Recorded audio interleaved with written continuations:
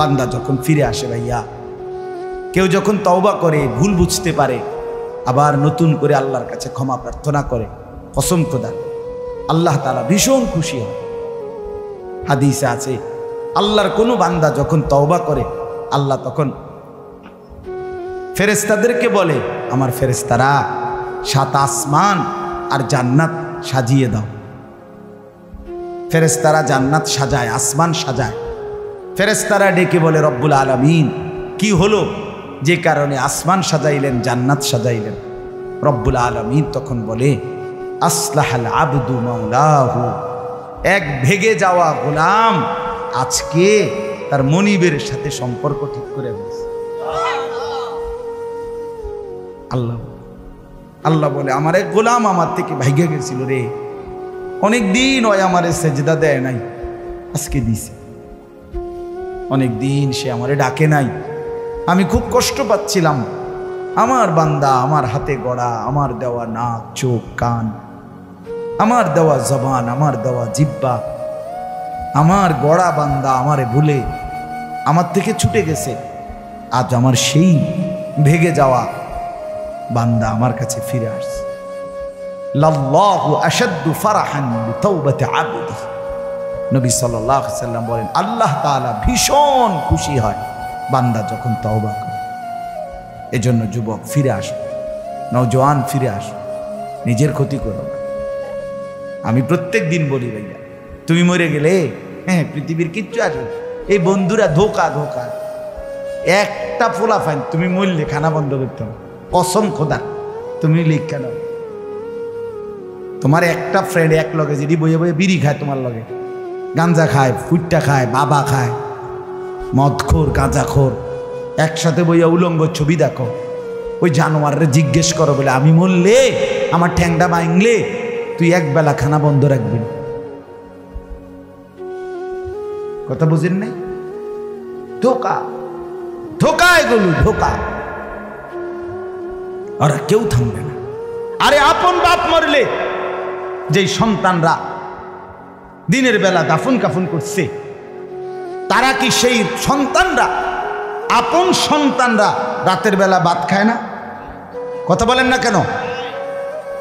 পাশের ঘর থেকে খানা রান্দাইয়ে আরো বেশি খায়, আরো একটু গোস্ত লাও, যেই কান্দাটা তুমি কাঁদছো আজগা কি ভাইয়া? তাইলে তাহলে আপন বাপ, তারপরেও তো সন্তান খানা খেয়েছে, তোমার লেগে কাঁদবে কি? এই জন্য পৃথিবী আমাদের কারো জন্য থামবে না ভাইয়া, থামবে না। সামনের গাড়ি অ্যাক্সিডেন্ট করে, পেছনের গাড়ি অপেক্ষা করে না, পাশ কাইটা কাইটা চলে যায়। জ্যাম বাজ্যা গেলে আরো শিক্ষার শুরু করে, আরে লোক মরে গেছে, আরে মরলে মরুক বেটা, রাস্তা ক্লিয়ার করতে কম। ঠিক কিনা বলেন না কেন? তোর বেটা বেটা কেডা মরছে না মরছে বেটা, এর লেগে বুঝি মানুষের রাস্তা আটকায় রেখে, মানে এই যুক্তি দেখা। তাহলে কেডা মরছে না মরছে মানে তোর মতো এক মানুষ মরছে। ঠিক কিনা বলেন না? তোর মতো এক সুস্থ সবল মানুষ মরছে বেটা, যে একটু আগে হাত নাড়তো, পা নাড়তো, সেই মানুষটা এখন রক্তে ভাসতেছে বেটা। পাত্তাও নাই, কিসের সময় কাম, কার হাতে সময়? সবাই মেশিনের মতো, যন্ত্রের মতো দৌড়াইতেছে। রাস্তায় দেখেন না সিএনজি, অটো কি করে সবাই, কারো হাতে সময় নেই। ঠিক কিনা বলেন? কে কাকে ঠেলিয়া যাবে, কারো হাতে সময়, কে কার জন্য থামবে। এই জন্য তুমি নষ্ট হয়ে গেলে বন্ধু, কেউ তোমারে ফিরাবার নাই। তোমার জন্য ভাববে কেউ, ডাকবে কেউ, কাঁদবে কেউ নাই। আরে আপন মা বাপের তো খবর নাই এখন। আপন বাপ সাইয়া রইছে, দেখে তার ফুতে আজকে 6 বছর 9 বছর এক ওয়াক্ত নামাজ পড়ে না, এবড়া বয়ে বয়ে বিড়ি খায়, বন খায়, চা দিয়া ভিজাইয়া খায়। এবারটার মাইছো না চাইতেন নামাজটা, পড়লে পড়ছে, না পড়লে রাতের ব্যাপার। বাবুরে টেহা দাও দিছে, টাকা দিলে খালাস। যদি সুতে টাকা দেয় বাপের কোনো অসন্তুষ্টি নেই, আর যদি টাকা না দেয় এবড়ার গজবে আল্লাহর আরশ কাঁপে। ফুতের উপরে লানত দিতে দিতে, অভিশাপ দিতে দিতে শেষ। কারণ টাকা দেয় না, টাকা দেয় না, পুরা গ্রাম হাইটা হাইটা তখন মানুষের কাছে বদনাম। এই ফোলাগারে মানুষ করছি আমি, এই ফোলার লাগিয়া জীবন যৌবন শেষ করছি, 12 লাখ টাকা সুদে লইয়া তারে আমি নিজে বিদেশ পাঠাইছি। কত বড় নেয়ামতের কথা। বেশরম মানুষ সুদে টাকা লইয়া আবার মানুষের দ্বারে কও এত বড় হারাম কইরা আবার কইতেছ, হ্যাঁ 12 লাখ টাকা দিয়ে ফোলা বিদেশ ফাড়াইছি আমি, কিস্তি লইছি আমি, সুদে লইছি আমি, আর অন ফোলা গাও একটা টাকা দেয় না। তার মানে সম্পর্কটা হয়ে গেছে এখন টাকা পয়সার ভিত্তি। আখেরাত কোথায়? আখেরাত কোথায়? আমার মা বলছিলেন, আজীবন আমার আব্বা বলতেন, আলহামদুলিল্লাহ আমার আব্বা, আমরা 5 ভাই মাদ্রাসায় পড়ছি, 5 ভাই আলেম হয়েছি। আব্বা আজীবন বলতেন, আমার স্বপ্ন আমার ছেলেরা 5 জন আলেম হবে, আমার কবরের পাশে চারদিকে আমার ছেলেরাই যাবে। এই বছর আমরা ঈদের 2 দিন পরে বাবার কবরের সামনে মসজিদে গ্রামে মাহফিল করছি। আমি বয়ান করছি, আমার বড় ভাই বয়ান করছে, আমার ছোট ভাই বয়ান করছে, আমার আব্বার, আমরা 5 ভাই 3 বোন, আমাদের ছেলে মেয়ে মিলে, আর আমার মা বাইচা আছে, আমরা মোট 45 জন। আমার বাবার বংশ, মা সহ, মা ছাড়া 44 জন, মা একজন 45 জন, একের গুণা 45 জন, 45, আলহামদুলিল্লাহ। একেবারে 45 জনের ছোট বাচ্চাটাও, একবারে 2.5 বছরের বাচ্চাটাও আলহামদুলিল্লাহ আল্লাহর নাম বলতে পারে। 2.5 বছরের মেয়েটাও ওই মজলিসে গেছে, আমাদের সবচেয়ে ছোট, সেও মাথায় হিজাব ছিল, আল্লাহর নাম বলছে। দাদা ভাইয়ের কবরে দাঁড়াইছে, নানার কবরে দাঁড়াইছে। এই জন্য বললাম মা বাপদেরকে অনুরোধ করি, সন্তানের প্রতি কদর করে, সবাই মিলে ফিকির করে, দেখেন আয়াতের তর্জমাটা শুনে, তাইলেই কথা শেষ। আল্লাহ তাআলা বলেন 25 নম্বর পারা কোরআনুল কারীমের 43 নম্বর সূরাটার, এই সূরার 7টা আয়াত, ব্যাখ্যা লাগবে না, শুধু তর্জমা শুনে তাইলেই বুঝবেন। আল্লাহ বলেন 74 নম্বর আয়াত থেকে পড়ছি, ইন্নাল মুজরিমিনা ফি আযাবি জাহান্নামা খালিদুন। আল্লাহ তাআলা বলে, নিশ্চয়ই পাপীরা জাহান্নামের আযাবে চিরস্থায়ী থাকবে। ইন্নাল মুজরিমিনা ফি আযাবি জাহান্নামা খালিদুন, নিশ্চয়ই পাপীরা জাহান্নামের আযাবে চিরস্থায়ী থাকবে। কতদিন? এবার আল্লাহ আবার ব্যাখ্যা করে বলে, বান্দা বুঝেছো? লা ইউফাত্তারু আনহুম, 1 সেকেন্ডের জন্য বিরতি দেওয়া হবে না। জাহান্নামী চিৎকার করে বলবে, মাওলা আমারে মৃত্যু দিয়ে দেন। আল্লাহ বলবে না। জাহান্নামী বলবে, আল্লাহ একটু সময়ের বিরতি দেন, 10টা মিনিটের বিরতি দেন মাওলা।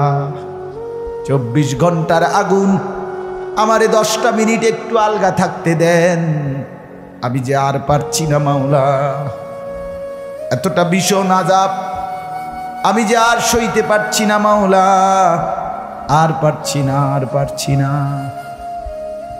লা ইউফাত্তারু আনহুম, আল্লাহ বলেন 1 সেকেন্ডের জন্য জাহান্নামের আযাব, আগুন বিরতি দেয়া হবে না। ফাতরা মানে কি নাই? বিরতি। আহুম ফীহি মুবলিসুন, এরপরে আল্লাহ বলেন জাহান্নামী এই দীর্ঘ 24 ঘন্টা অনন্তকাল আযাবের মধ্যে থাকবে।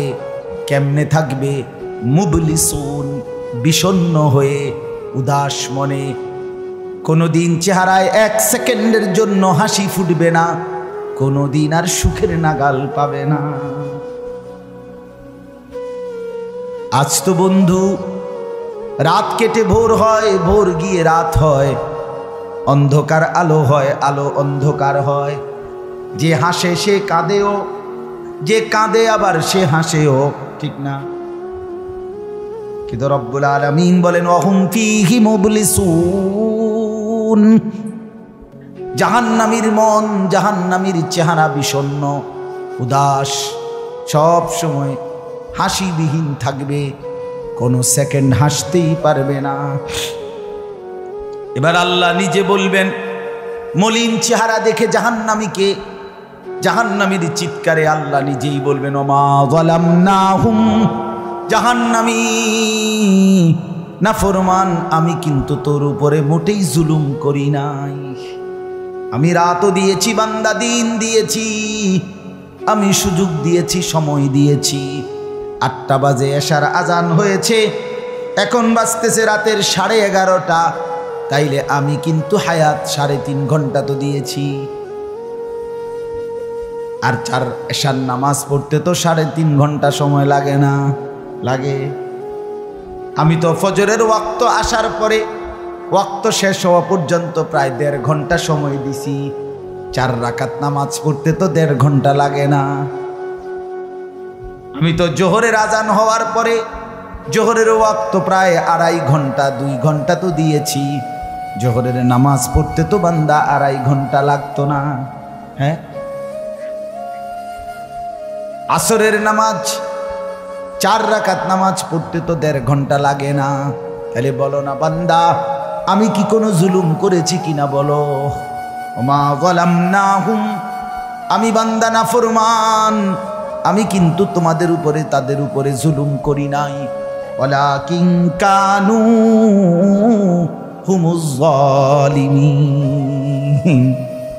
আল্লাহ বলে বরং নাফরমান জাহান্নামী তুই নিজেই নিজের উপরে জুলুম করেছিস। তুই আমার রাতকে গান বাদ্য আর সিনেমার নর্তকীর নাচ গান আর উলঙ্গ ছবিতে শেষ করে দিয়েছিস। তুই আমার দিনকে গুনাহ, সুদ, ঘুষ আর অবৈধ উপার্জনের পিছনে শেষ করে দিয়েছিস। নিজেই জুলুম। এবার শুনেন, এবার আল্লাহ তাআলা বলে জাহান্নামী, এবার শুনেন আল্লাহ যখন এটা বলবে জাহান্নামী এই ভীষণ আযাবে একটা বিরতি নাই। এইবার জাহান্নামের ফেরেশতাকে ডাকবে। জাহান্নামের দায়িত্বে প্রধান যেই ফেরেশতা, ওনার নাম মালিক। ওনার নাম কি? মালিক ফেরেশতা। এই কোরআনে ওনার নাম ডাইরেক্ট এখানে আছে। জাহান্নামী বলবে ওয়ানাদাউ ইয়া মালিক লিয়াকদি আলাইনা রাব্বুক। ওহো,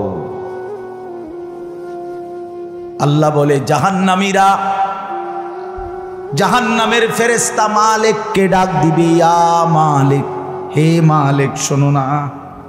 ফেরেশতা একটু শোনো না।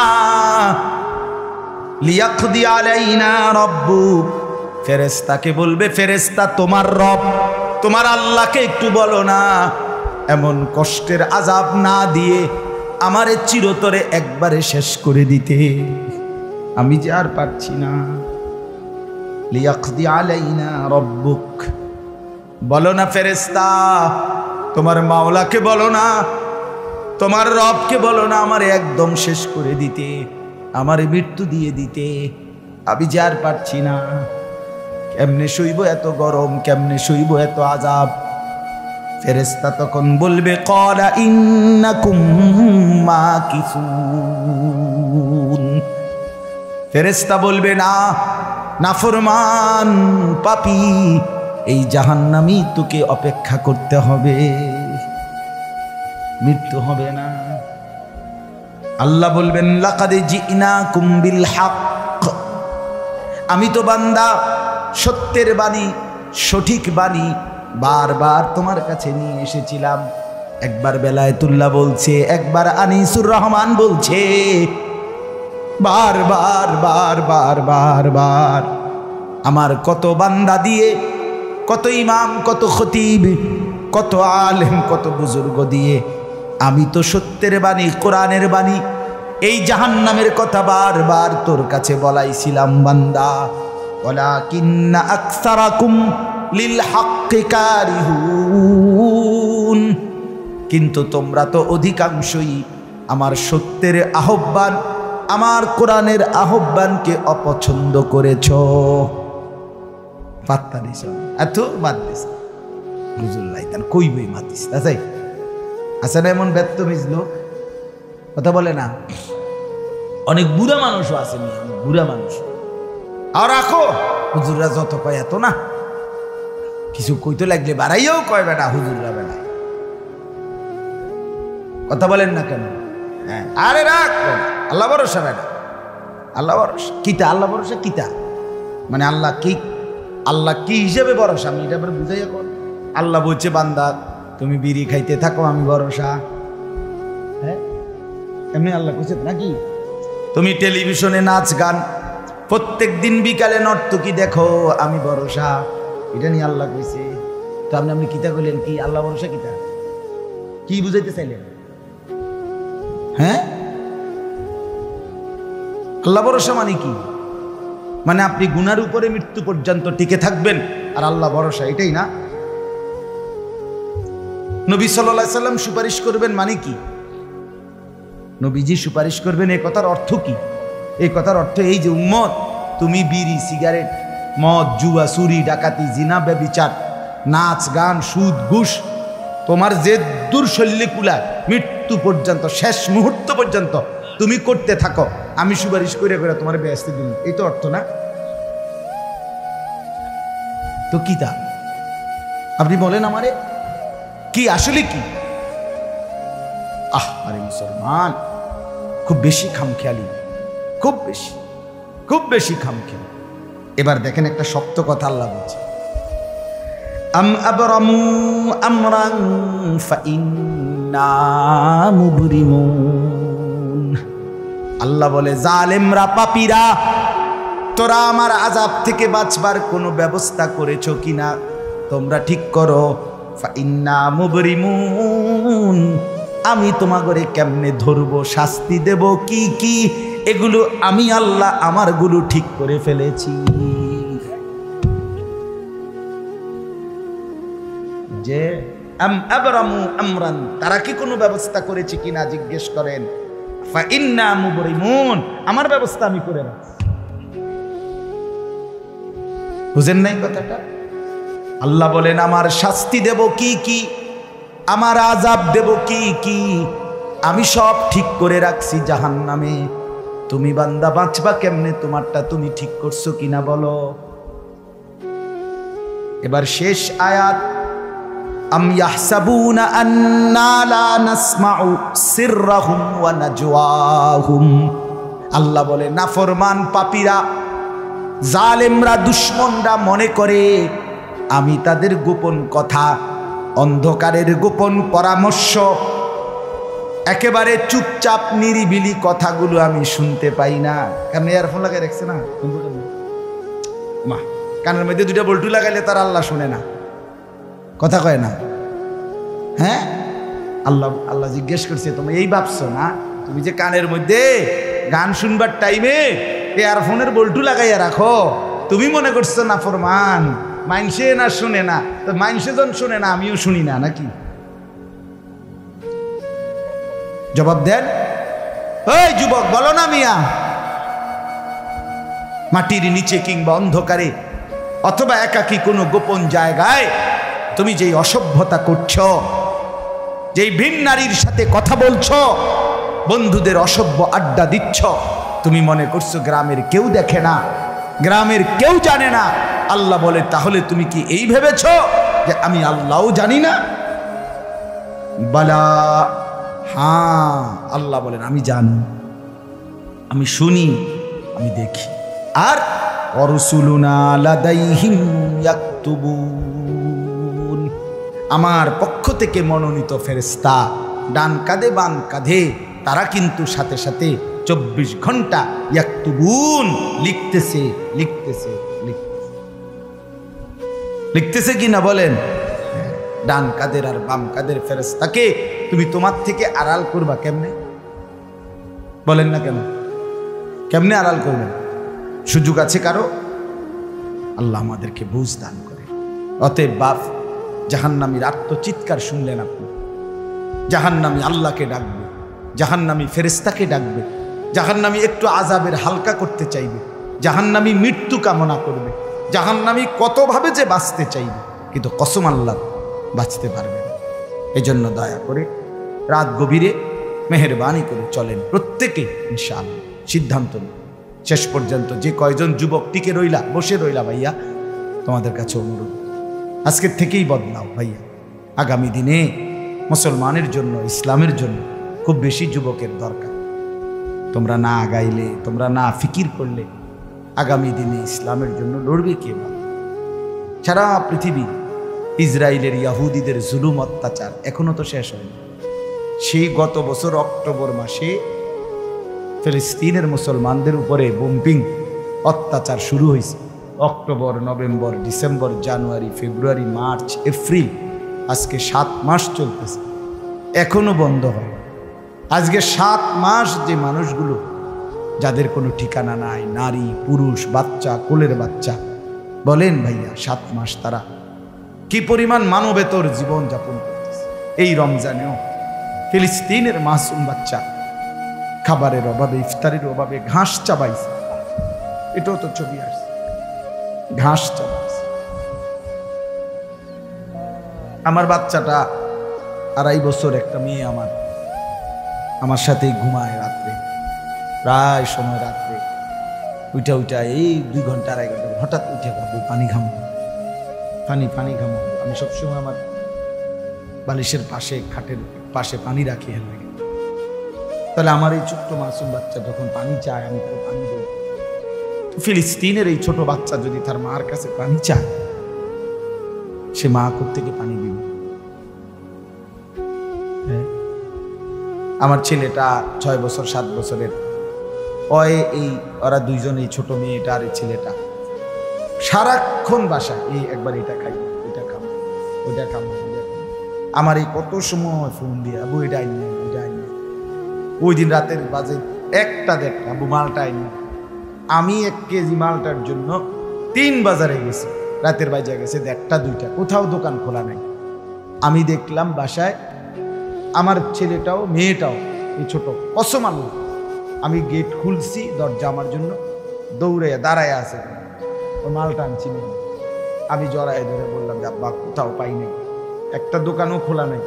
মানে আমি তো জানি সকালে আনতে পারবো, ঠিক না, শুধু রাতে আনতে পারি নাই, এটাই আমার কাছে এতটা কষ্ট লাগছে।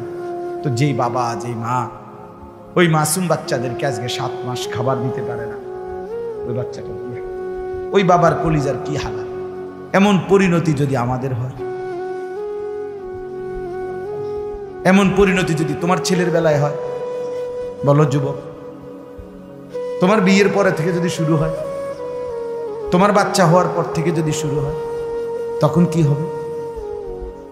এজন্য আল্লাহকে নারাজ না করো, আল্লাহকে নারাজ না করো।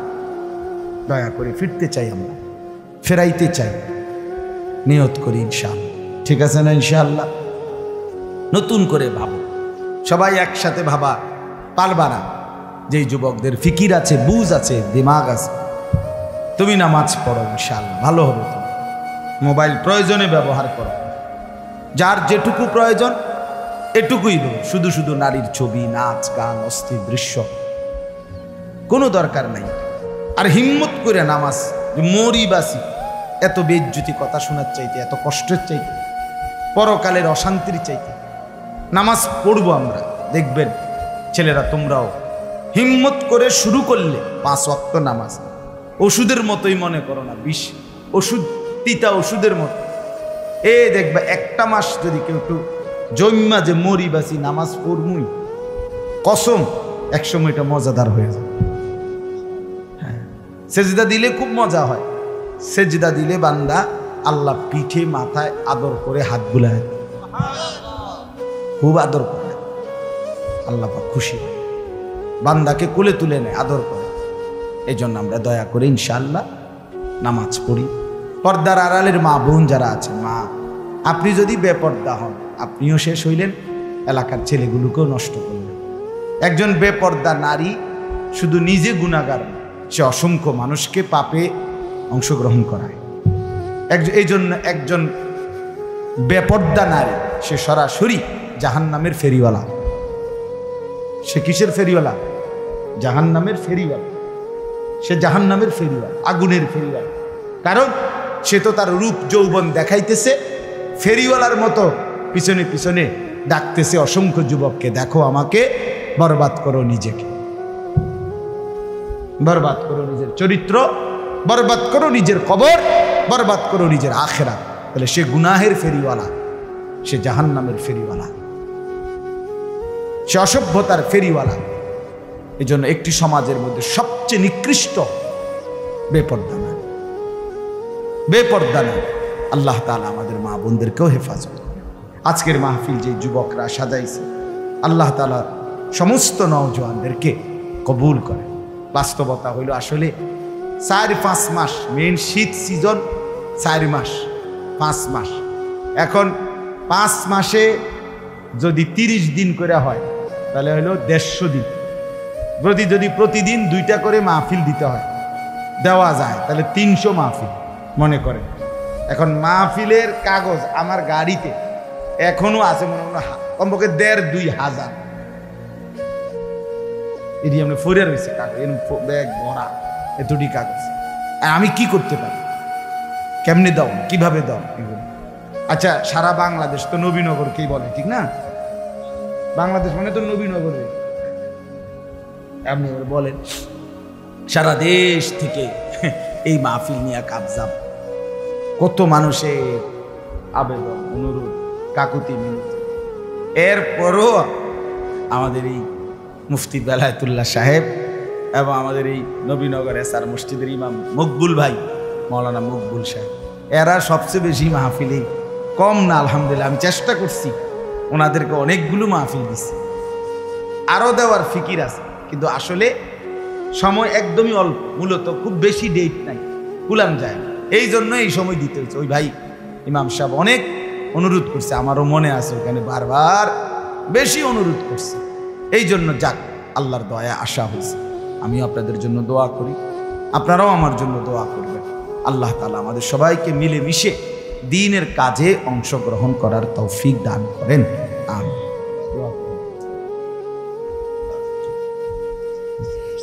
আল্লাহ কবুল করেন।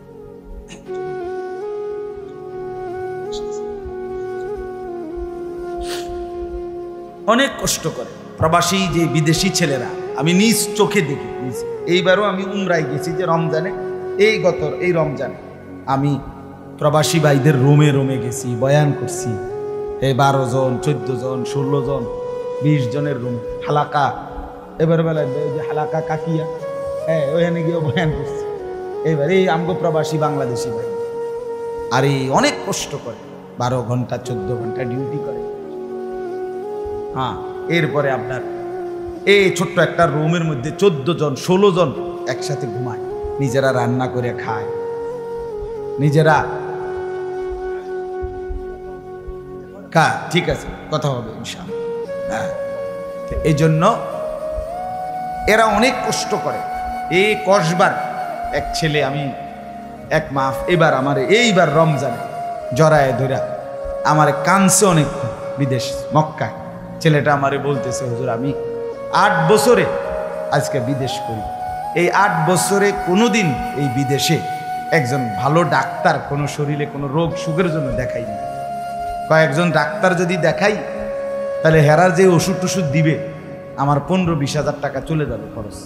কয় তাইলে আমি বাড়ির টাকাটা পাঠামু কেমন? কয় এই জন্য ব্যথা বেদনার একটা ট্যাবলেট খাইয়া পইরা থাকি হুজুর, আর এই কলজার মধ্যে জমাইয়া টাকাগুলো সব বাড়িতে পাঠায়। ছেলেটা আমারে খুব কাঁদছে, আমার পোলাটার কথা মনে হয়। সে আমারে বলছে, হুজুর আমি আজকে 8 বছরের কসম আল্লাহর, কয় এই মক্কায় বলতেছি, কয় সুখ নিজের আনন্দ বলতে কি জিনিস আমি আজকে 8 বছরে কোনোদিন দেখিনি। সবটা দিয়ে দিছি পরিবারের জন্য, মানে বাড়িতে, শুধু কোনো রকম মানবেতর, কোনো রকম মানে কোনো রকম জিন্দিগিটা কাটাই, বিদেশে পড়ে আসি আমি। কিন্তু এরপরে বাবা, এতটা কষ্টের টাকা পাঠাবার পরে যেই স্ত্রী, যেই বিবি বাজারে বাজারে ঘুরে, বেপর্দা ঘুরে, মোবাইলে সারা দিন রাত পড়ে থাকে, স্বামীর পবিত্র আমানত, নিজের ইজ্জত, নিজের সতীত্ব নষ্ট করে, পরকিয়া, ভিন কোনো পুরুষের সাথে অবৈধ কোনো সম্পর্ক করে, তার মতো অসভ্য, নির্লজ্জা, বেহায়া, অসভ্য নারী আল্লাহর জমিন আর কেউ হইতে পারে। তোর জন্য বেটি, তোর ছেলেটার জন্য, বাচ্চাগুলোর জন্য এই ছেলেটা, এই পুরুষটা আজকে 6টা বছর, 8টা বছর, 12টা বছর বেটা বিদেশের জমিনে পড়ে আছে, আর বিনিময়ে তুই নিজের জিন্দিগি নষ্ট করে দিলা, স্বামীর পবিত্র আমানত নষ্ট করে দিলা তুমি। এই জন্য দয়া করে, আমার কথাটা যদি একটু শক্ত হয় মাফ করে দিয়ে নামো, কিন্তু প্রবাসীর বিবিদেরকেও বলি, বোন দয়া করে নিজের ইজ্জত আব্রু সতীত্ব, নিজের চরিত্রের হেফাজত কষ্ট করে হলেও, আপনার জন্য স্বামী বেচারা কষ্ট করে, আপনিও তার জন্য কষ্ট করেন, মিলেমিশে সবর করিলে, চরিত্রের হেফাজত করিলে একদিন দুইজনই জান্নাতি হবে। ছেলেরা যারা তোমাদের বাপ বিদেশ, তোমরাও ভাইয়া একটাবার দেখে আইসো কি কষ্ট করে। এই জন্য দয়া করে কষ্টের এই রক্ত পানি করার টাকা শুধু শুধু মোবাইল টিপ্পা, উলঙ্গ ছবি দেখা, নর্তকীর নাচ গান দেখে ভাইয়া নষ্ট করো না। এত বড় জুলুম বাপের উপরে কইরো না, আল্লাহ সইবে না। এত বড় জুলুম কইরো না, একদিন তুমি কষ্ট পাইবে, একদিন তোমার উপরে এই মুসিবত আসবে। আল্লাহ আমাদের ছেলেদেরকেও হেফাজত করেন।